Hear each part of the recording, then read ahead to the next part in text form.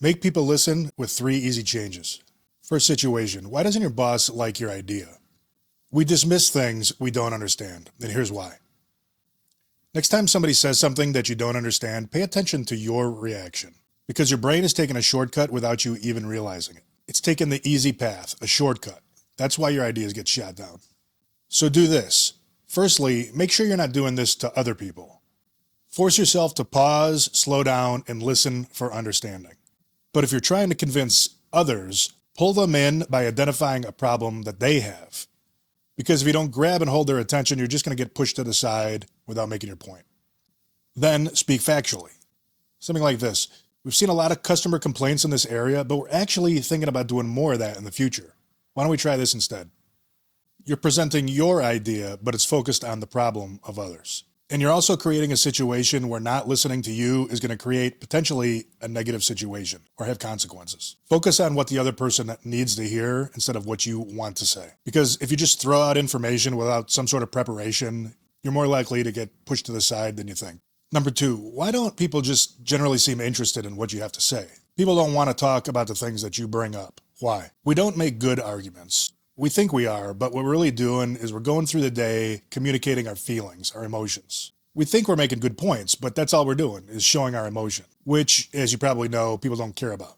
So do this instead. Instead of expressing your feelings, make bold claims. And a claim is the first element of an argument. A claim is a statement on why somebody should believe what you're saying. Compare these 2 statements. First one is, we should move to a 4-day work week. Second one, I think we work too many hours. Which one of these 2 is more likely to inspire a good discussion? No one can really dispute that you think you work too long. That's how you feel. But working 4 work days instead of 5, that might be a little bit more interesting topic for people. I mean, you can easily see yourself asking somebody, why do you think that? Whereas you don't want to hear somebody's complaints about why they think they're working too long. And then to fully make your point or argue your point, you want to follow up with some supporting evidence. And then you should also be willing to play devil's advocate, like argue against yourself. Otherwise, you're likely to just be perceived as expressing feelings, which, again, nobody cares about. So make that shift in the way you express your ideas, and you're going to notice pretty quick more interest coming your way on what you have to say.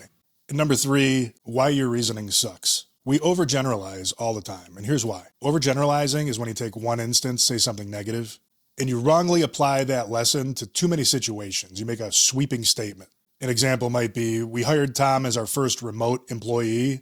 He's terrible, therefore remote employees have no place in our business. That sounds a little silly, but we make statements like that all the time. Why do we do this? It's easier for our brain to think that way. Again, the brain is taking a shortcut, thinking fast and slow, Daniel Kahneman. Without realizing it, another way of saying that is subconsciously, we're reducing complexity to help our understanding of what we're seeing, albeit it's an incorrect understanding. And it's far easier to be emotional than logical. Think about what happens when you meet somebody. Maybe you got a new job or a new boss. You get home, your wife says, how's the new boss? Oh, she's great. She was in the Army and she's from Michigan.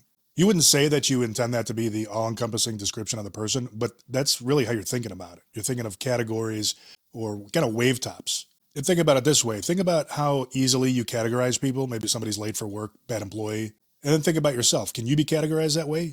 You make one mistake, you're a bad person? Malcolm Gladwell makes his point in his book, Talking to Strangers. We judge other people on what he calls flimsiest of clues. But when we look at ourselves, we're complex and nuanced. We can't be described that way. We don't see ourselves that way. And the same applies for reasoning, problem solving. So be skeptical of your ability to reason well and force yourself to slow down and listen before you make a judgment. Do this and you're on your way to really improving your reasoning ability. Follow for more tips on how to be more influential.